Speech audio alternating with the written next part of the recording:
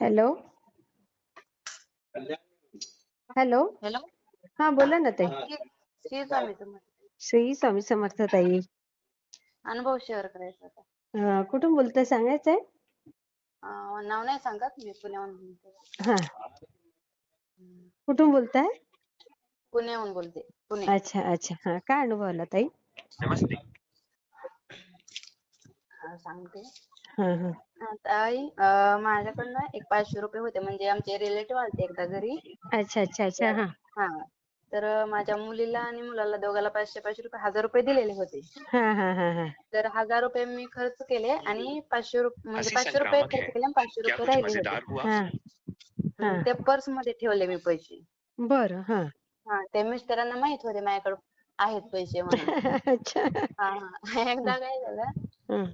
ते 500 रुपये ठेवले ना, मला काहीतरी घ्यायचं होतं, त्याच्यामुळे मी पैसे बघायला गेले तर ते पैसे सापडले मला. मी ठेवलेत तर मला माहिती. हा, पण सापडत नव्हते. सापडत नव्हते. मी खूप शोधले, पर्स 3-4 वेळेस चेक केली, सगळे त्यातले सामान काढून चेक केली, पण पैसे सापडणार मला. अरे अरे अरे. हा हा. आणि त्याच्या अगोदर काय झालं, नेमके माझा भाऊ आलेला होता ना. भाऊ आलेला होता ना. मिस्टरांचा स्वभाव कसा आहे, तर संशय वृत्तीचा स्वभाव आहे जरा. मग मला मग मी स्वामींना प्रार्थना करायची, स्वामींना म्हणायची, स्वामी मस्त रक्कम कमी आहे, रक्कम छोटी आहे, पण त्याच्या मागचा जर आरोप जर लागला, तो आरोप लय खूप मोठा लागला स्वामी. मोठा. काय सुंदर वाक्य आहे ताई तुमचं, किती छान.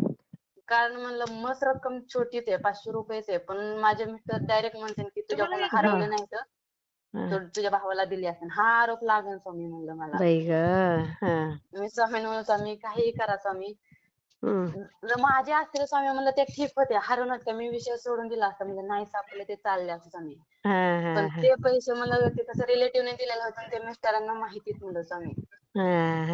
जर त्यांनी जर विचारलं स्वामी, तर मी काय उत्तर देऊ म्हणलं स्वामी. हो, बरोबर आहे. किती कारण आहे खरंच त्यांचा खरंच. स्वभाव आहे तसा. ते डायरेक्ट म्हणते की तू तुझ्या भावाला दिले असेल, पण मलाच खोटं बोलते, असं बोलले असते डायरेक्ट. हो ना. म्हणून मी बाई स्वामी ग, म्हणलं, स्वामी काही किती ना. करा स्वामी. मग मग मी स्वामींना म्हणलं, स्वामी मी संकल्प सोडून म्हणलं, मी 51 वेळा घोरकटन स्तोत्र म्हणते म्हणलं ते. आई ग. मी 51 वेळा बोलले.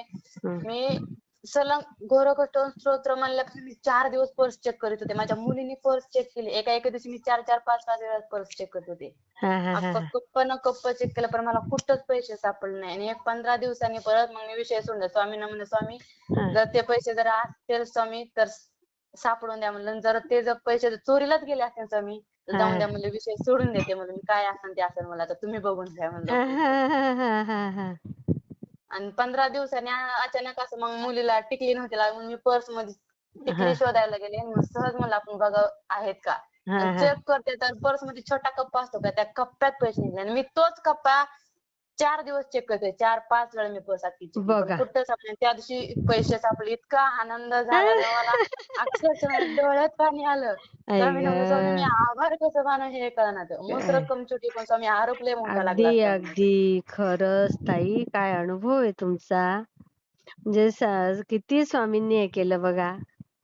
कारण स्वामीने मला त्या संकटातून वाचवलं. मस्त रक्कम नाही होती, छोटी रक्कम होती, पण स्वामी म्हणलं हा अनुभव माझ्यासाठी खूप मोठा आहे म्हणलं खरंच स्वामी. मोठा आहे, खरंच मोठा आहे. खूप छान ताई, शेअर करताय ते अनुभव. हो ठीक आहे, चालेल. श्री स्वामी समर्थ ताई.